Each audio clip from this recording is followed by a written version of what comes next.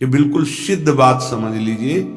ये हमारे मन की दौड़ है कि यदि हमें धन मिल जाए, पद मिल जाए, अमुक अमुक अमुक, तो मैं सुखी हो जाऊं। लेकिन जितना आप सोच रहे हैं उतना किसी के पास है, वो सुखी क्यों नहीं हो गया?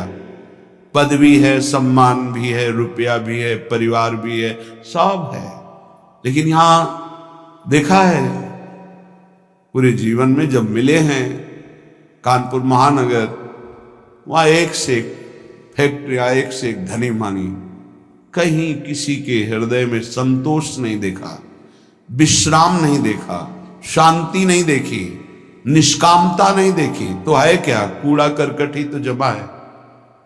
इसलिए सबसे प्रार्थना है, ये जो मन की बार बार मांगे हैं, जब तक भगवान का आश्रय भजन नहीं होगा, ये नहीं रुकने वाली, नहीं रुकने वाली। कल एक प्रश्न कर रहे थे, ओवर थिंकिंग कैसे हमारी रुके? रुपया से रुक जाएगी? एक की चाह करोगे, लाखों की चाह बढ़ेगी, लाखों की चाह करोगे, करोड़ों की चाह, करोड़ों की पूर्ति, तो अरबों की चाह, ऐसे प्रत्येक भोग की चाह करके देख लो, अंदर से देख लो किसको विश्राम प्राप्त है। ये मन एक भूत जैसा है। किसी ने एक भूत को सिद्ध किया, भूत ने कहा हम तुम्हारा काम प्रत्येक करेंगे, पर हर समय मुझे काम में लगाना होगा, अमुक काम करो। बहुत तीव्रता से, शीघ्रता से वो कार्य कर देता। और बताओ, वो तो परेशान हो गए। अगर काम नहीं बताओगे तो उठा के पटक देंगे तुम्हें। वो गुरु जी के पास गए और कहा प्रभु, हमने तो सुख के लिए भूत को सिद्ध किया था, ये तो दुख का कारण बन गया। ये कहता है हर समय काम बताओ, नहीं तो मार देंगे तुम्हें। तो उन्होंने कहा ऐसा करो, एक लकड़ी का खंबा गाड़ दो और उसे बोलो इसमें चढ़ते उतरते रहो, जब हमें काम होगा हम बोल देंगे तुम्हारे लिए यही काम है। समझ पाए? ये भूत मन है। इसे खाली रखोगे उठा के पटक देगा ओवर थिंकिंग में, कल्पनात्मक भोगों में, कल्पनात्मक भय में, चिंता में, ये पटक देगा। अगर इससे बचना है, इसकी पटकन से, जैसे गुरु ने बताया लकड़ी का खंबा गाड़ दो, ऐसे ही नाम का खंबा गाड़ दो। राधा, चल चढ़ उतर, राधा राधा राधा राधा, परम विश्राम मिल जाएगा, परम बलवान हो जाओगे, परम शांति मिल जाएगी। हमारी प्रार्थना मान लीजिए, ये बिल्कुल सत्य बात कह रहे हैं। जब तक आप नाम जप नहीं करेंगे तो आप अपने मन को विश्राम नहीं दे पाएंगे। और आप सब कुछ कर रहे हैं मन के सुख के लिए, मन की शांति के लिए, पर जिस मार्ग में चल रहे हैं दुखालयम अशाश्वतम, कैसे आपको इस नाशवान भोगों में शांति मिल सकती है? नहीं। विश्वास कीजिए, बहुत प्रीति से कह रहा हूं, बहुत अनुभव की, संतों की बात कह रहा हूं। यदि भगवान का आश्रय लेकर नाम जप नहीं किया तो तुम्हारा किया कराया सब मिट्टी है। परिणाम में तुम्हारे हाथ केवल शुभ अशुभ कर्म लगेंगे, पाप पुण्य, जिनके कारण हम नाना प्रकार की योनियों में जन्म मरण जैसे भयानक दुखों को भोगते चले आ रहे हैं। इसलिए भगवत चरणारविंद में परम सुख है, विश्राम है, शांति है, और वहीं हमें जाना है। भटक लो जितना भटकना है, लौट के तो यहीं आना है। ये भ्रम ऐसा बैठ गया है बड़े बड़ों के हृदय में कि धन से सुख है। बहुत विचित्रता माया की, ये सबके दिमाग में बैठ गया है। कोई बिरला ऐसा है कि इसकी इस पकड़ से बाहर हो, नहीं तो सबके दिमाग में बैठा है। गृहस्थ हो, विरक्त हो, बूढ़ा हो, जवान हो, सबके दिमाग में माया ने बैठा दिया, धन के द्वारा ही सुखी होगे।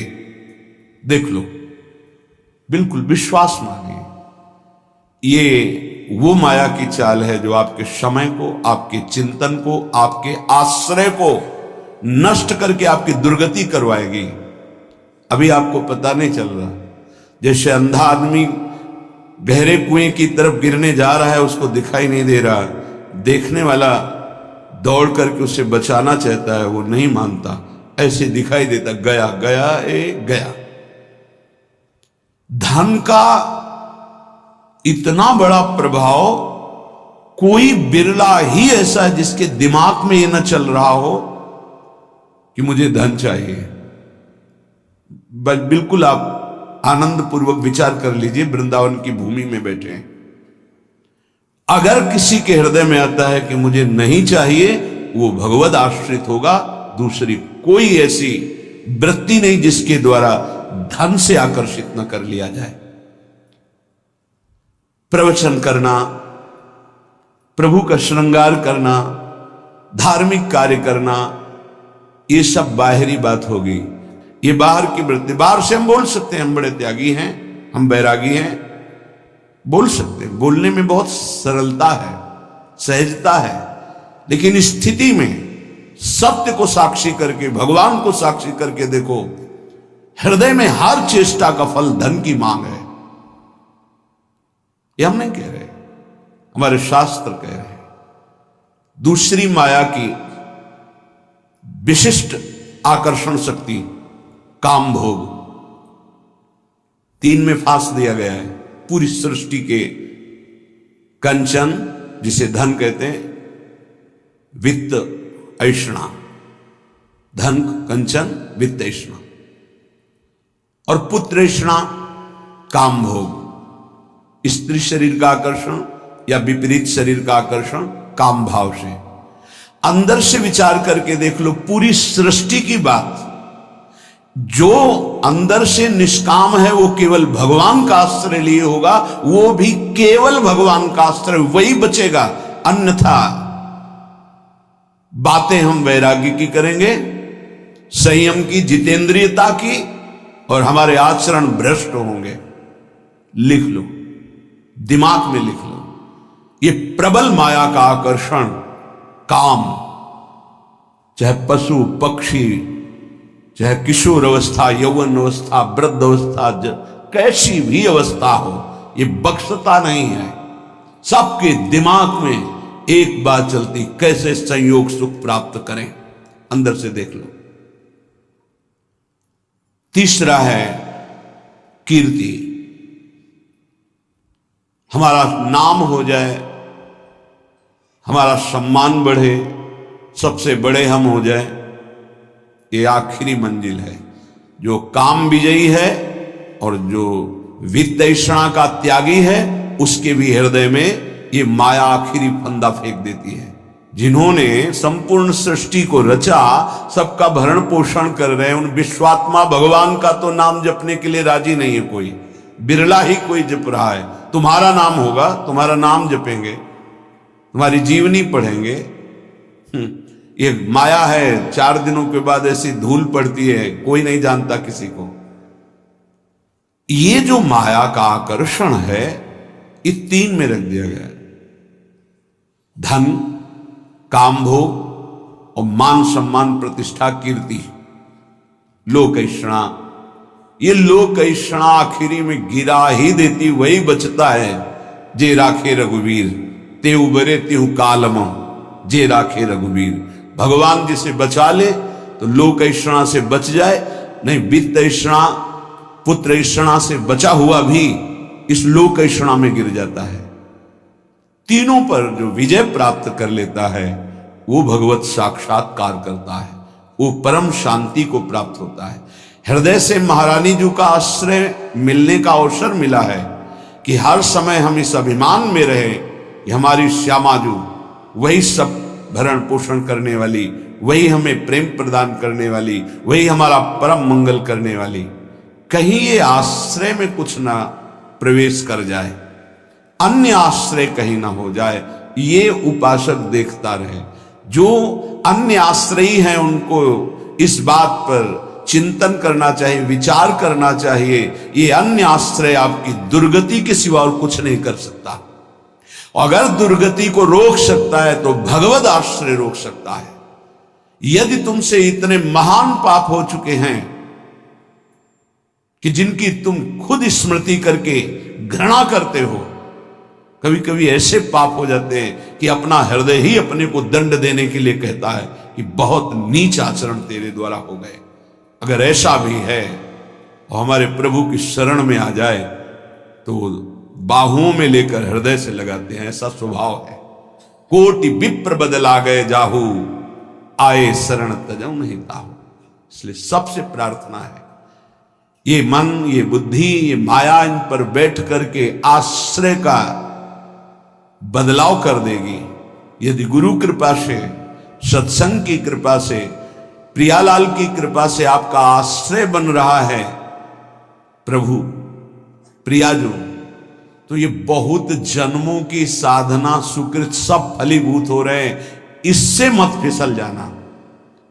अगर आश्रय है तो आपका परम कल्याण निश्चित है।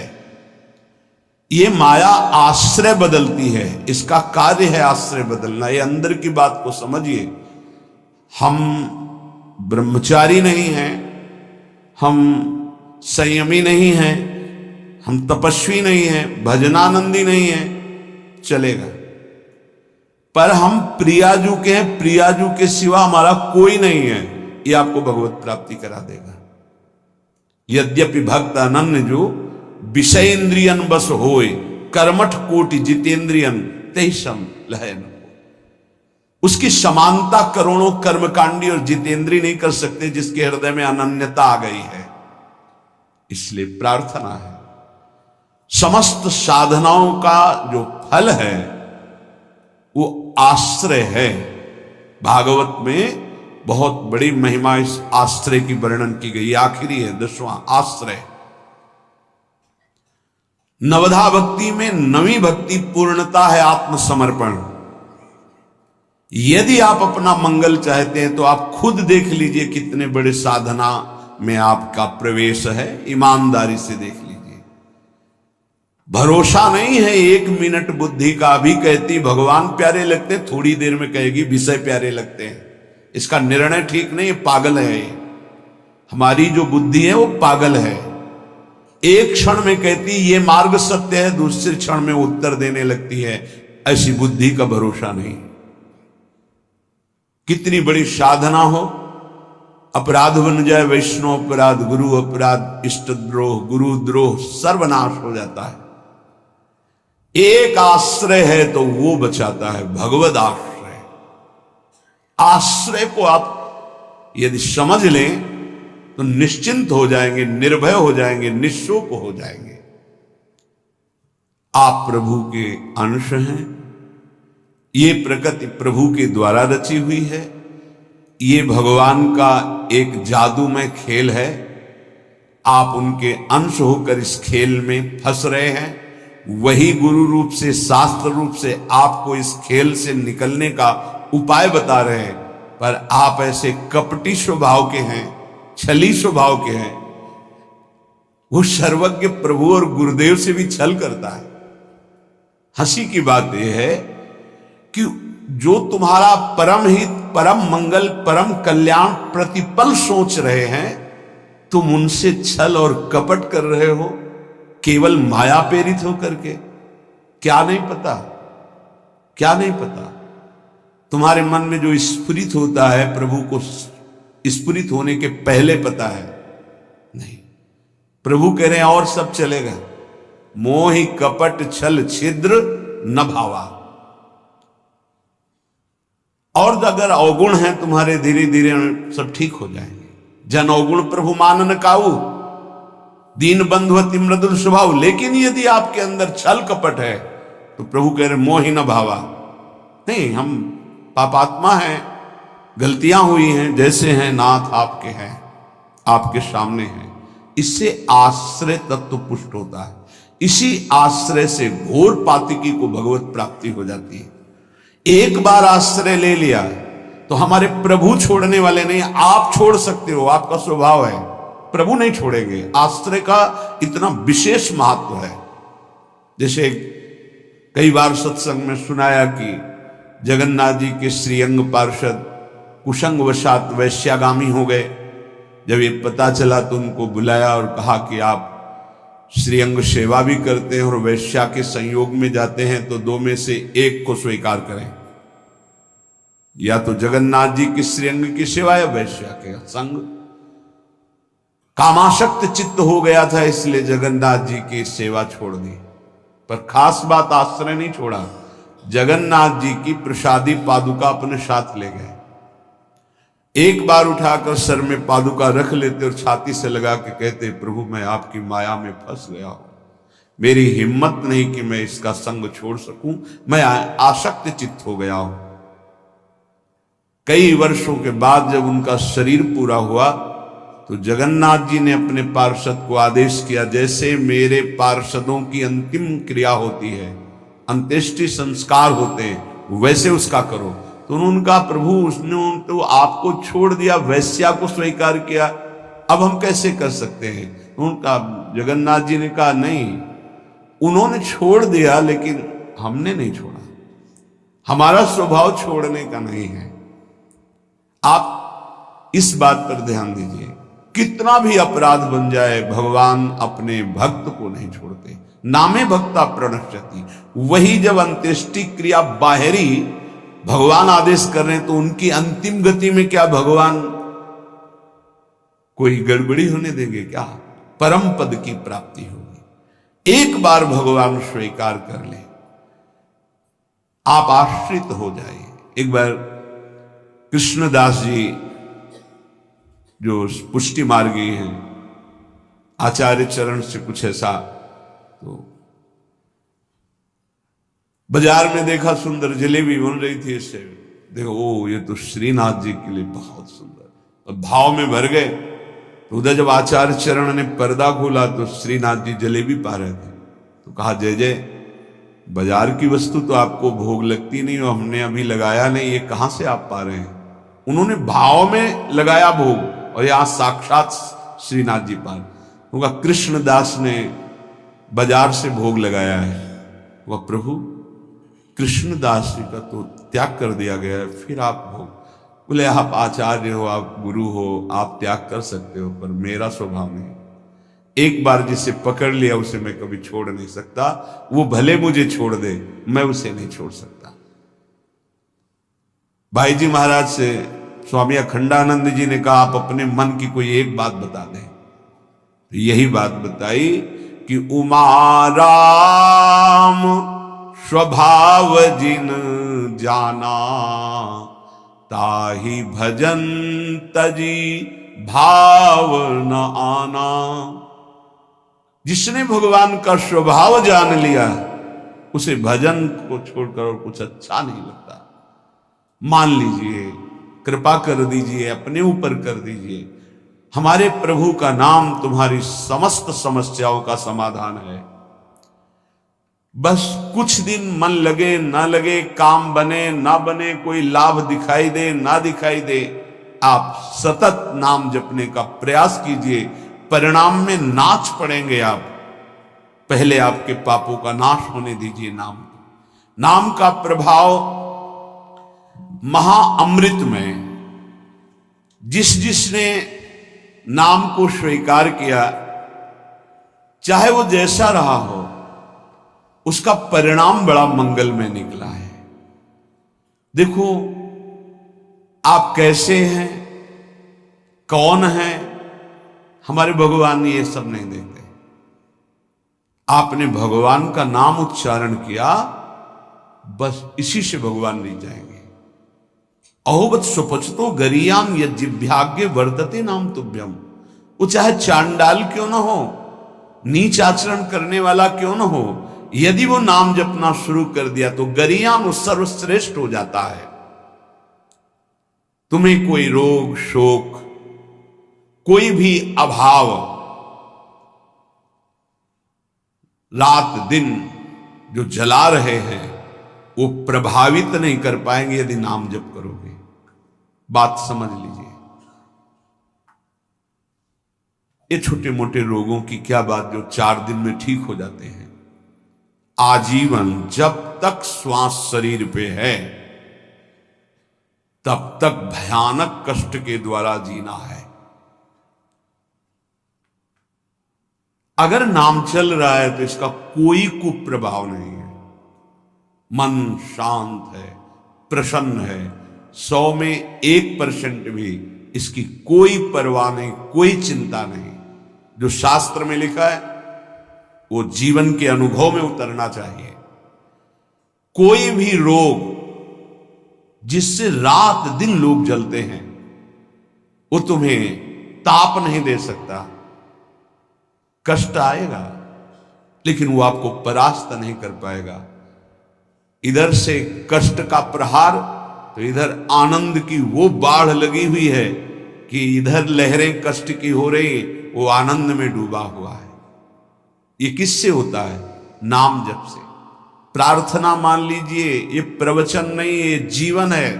अगर आप मान लेंगे तो निहाल हो जाएंगे, आप मस्त हो जाएंगे, आप इस दुखालय से पार हो जाएंगे। शोक, जिन वस्तुओं का हम सेवन करते हैं, जो प्रिय वस्तु होती है, प्रिय जन होते हैं, इनके वियोग में बहुत शोक होता है। सच्ची मानिए, यदि नाम जप कर रहे हैं आप और आपका नाम संग्रह हो चुका है, पाप नष्ट हो चुके हैं, तो आपको कभी किसी के भी वियोग में, चाहे वस्तु हो, पद हो, संपत्ति हो, संबंधी हो, आपके हृदय में ताप नहीं लग सकता। जासु नाम भव भेषज हरन घोर त्रैशूल, दैहिक दैविक भौतिक ताप, ये नाम जापक के हृदय में नहीं लग सकते, मस्ती रहती है। नरसिंह मेहता जी के पुत्र जब पधारे तो करताल उठाकर नाच रहे गोविंद के सामने। बड़ा अच्छा किया, आप अपनी वस्तु स्वीकार कर लिए। धरोहर थी, आपने ले ली, आपकी धरोहर आपने, मस्त होकर, कोई शोक नहीं। चाहे जितनी हानि हो जाए, उसको विश्वास है कि जिसने बिना किसी की सहायता के एक पलक झपकने में अनंत ब्रह्मांडों का सृजन कर दिया, वो भगवान जब चाहेंगे, अगर लौकिक सुख देना चाहेंगे तो बौछार हो जाएगी। इसलिए उसे शोक नहीं होता है। अभाव, ये चाहिए, वो चाहिए, वो चाहिए, हमें प्रार्थना भी नहीं करनी भगवान से ये चाहिए।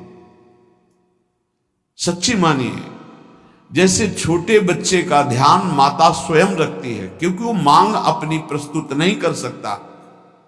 समय से कब उसे भोजन पवाना है, कब कौन सा वस्त्र धारण करवाना है, कब क्या उसकी सेवा करनी, ये स्वयं मां चिंतन करती है।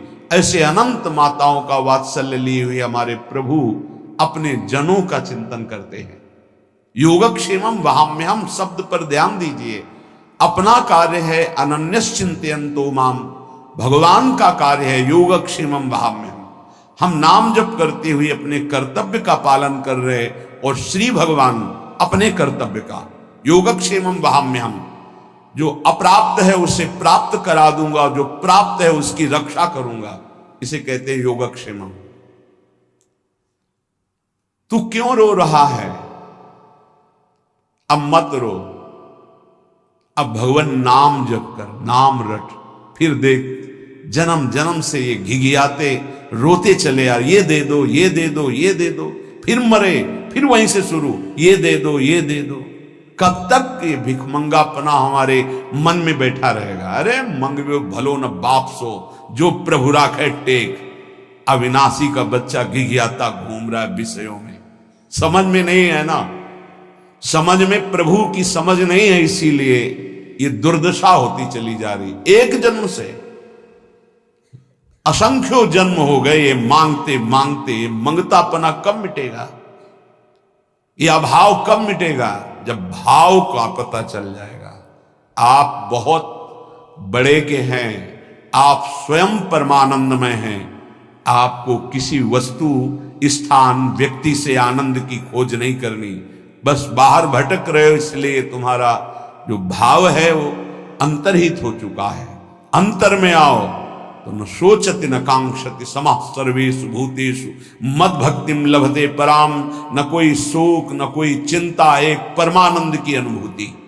ना मानो तो भोग लो, जलो, ये माया दुर्दशा कर देगी। ना मानो, जलते रहो। अगर संतों के हृदय में कोई पीड़ा होती तो इसी बात की होती, अमूल्य मानव जीवन प्राप्त करके भगवान से विमुख होकर तुम कैसी दुर्दशा को प्राप्त हो रहे हो। उठो, गलतियां होना स्वाभाविक है, माया फिसलन वाली है, गलती हो सकती है, लेकिन हम सत्य मार्ग को छोड़ दें, ऐसा नहीं हो सकता। क्यों रो रहे हो? मेरा नाम रट, देख दुख नाम की वस्तु नहीं रह जाएगी, तेरे सारे संशय नष्ट हो जाएंगे। भक्ति हो न हो, श्रद्धा हो न हो, विश्वास हो न हो, तू केवल नाम रटना शुरू कर दे, इससे बढ़कर और क्या बात कही जा सकती है। जितना भी दान पुण्य तपस्या यज्ञ तीर्थाटन है, अगर श्रद्धा नहीं है तो फल की प्राप्ति में संशय है। मंत्र जप रहे हो, श्रद्धा विश्वास नहीं तो फल की प्राप्ति में संशय है। लेकिन नाम जप कर रहे हैं, बिल्कुल आपकी श्रद्धा नहीं है, तो भी भाव कुभाव अनख आलसहु, नाम जपत मंगल दिशि दशहु। तन्नास्ति कर्मजम लोके वाग्जम मानसमेव वा, यन्न छपयते पापम कलौ गोविंद कीर्तनम। यदि आपसे शारीरिक पाप बन गए हैं, मानसिक पाप बन गए हैं, वाणी के द्वारा अपराध बन गया है, चिंता मत करो। आप कोशिश करो कि पाप ना बने और गोविंद गोविंद हरि हरि कृष्ण कृष्ण राधा राधा राधा ऐसा नाम उच्चारण करो। नाम उच्चारण से सारे पाप नष्ट हो जाएंगे। तन्नास्ति कर्मजम लोके वाग्जम मानस में उच्च, मानसिक वाणी के द्वारा शरीर के द्वारा जो अपराध बन गए, भगवान नाम कीर्तन से, भगवान नाम जप से सब नष्ट हो जाते हैं। बस ये है कि नाम का सहारा लेकर पाप मत करना। अब तक जो हुए सो हुए, चूक हो जाएगी तो वो नाम भस्म कर देगा उस पाप को। जानबूझ करके संकल्प करके हर्षित होकर पाप करेंगे कि शाम के नाम जप कर लेंगे, दिन भर पाप करते हैं, तो फिर वो नामापराध लागू हो जाएगा और वो प्रभाव नाम का नहीं पड़ेगा और आपको उसका दंड मिलेगा। उठते बैठते खाते पीते सोते, सुख में दुख में, श्रद्धा से अश्रद्धा से, भक्ति से अभक्ति से, एकांत में कोलाहल में, जैसी भी परिस्थिति है उसमें तुम नाम जपो। कुछ उपासक हैं वो परिस्थिति की मांग करते हैं भजन के लिए, चाहे वो गृहस्थ में हो या व्यर्थ में। कुछ ऐसा हो, एकांत हो, शांत हो, ऐसा हो ऐसा हो। तो भगवान अल्पज्ञ है क्या? तुमको जो परिस्थिति दी है वो भगवान ने विधान करके दी है। उसी विधान में यदि भजन कर ले गए तो सिद्ध हो जाओगे। परिस्थिति का परिवर्तन ना मांगा जाए, उसी परिस्थिति में भजन करके भगवान की प्राप्ति होगी जो भगवान ने हमको परिस्थिति दी है। परिस्थिति का जो परिवर्तन मांगते हैं उनसे भजन नहीं बनता। वो परिस्थिति के भोक्ता होते हैं, वो भजन के नहीं। इस बात को अंदर से समझो। अब हमारा मन उब गया, अब हम भाग करके गृहस्थी से विरक्ति बनना चाहते हैं। नहीं, जरूरत नहीं है। वेश परिवर्तन की जरूरत नहीं है।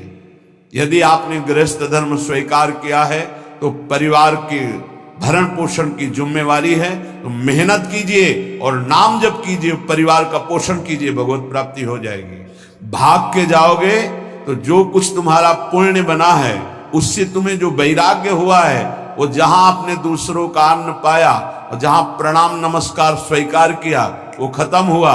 फिर ऐसा मन चिंतन कराने लगेगा कि गृहस्थी से भी गिरी स्थिति हो जाएगी।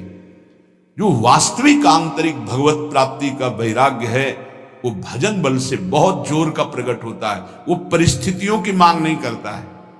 जैसी परिस्थिति होती है उसमें ही भजन करना है, चाहे गृहस्थ हो चाहे विरक्त। जैसी परिस्थिति में प्रभु ने रखा है उसी परिस्थिति में भजन करके दिखाओ, क्योंकि भगवान ने तुम्हारे लिए मंगल विधान वही रचा है।